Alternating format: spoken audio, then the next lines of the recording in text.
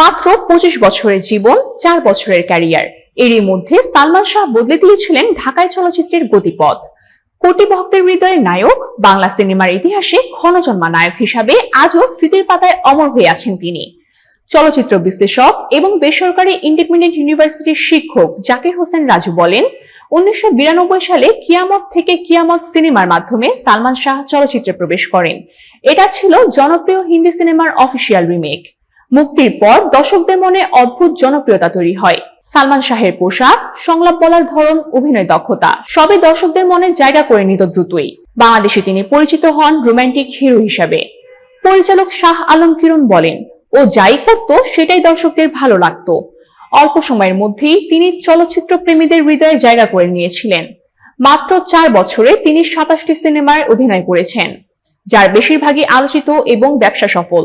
বিশ্লেষক জাকির হোসেন রাজু বলেন, 1970 থেকে 1980 এর দশকের নায়কদের পর 90 এর দশকে সালমানের আবির্ভাব চলচ্চিত্রের নতুন তরুণত্বের উচ্ছ্বাস তৈরি করেছিল। রাজ্জাক, আলমগীর ও ফারুকীর পর তিনিই ছিলেন সবচেয়ে প্রতিশ্রুতিশীল নায়ক। সালমান শাহের অভিনয়ে দর্শকেরা পেয়েছিলেন ভিন্ন ধারা। কেউ বলিউড নায়কের ছায়াও খুঁজে পেয়েছিলেন তার চরিত্রে। 4 বছরের ক্যারিয়ারে তিনি বাংলা সিনেমার অভিনয় জগতে স্থায়ী প্রভাব ফেলেছেন। আজও প্রতি বছর সালমান শাহের মৃত্যু দিবসে তার ভক্তরা তাকে ভালোবাসা ও শ্রদ্ধার সঙ্গে স্মরণ করেন। অনেকের কাছে তার মৃত্যু এখনো একটি বড় রহস্য।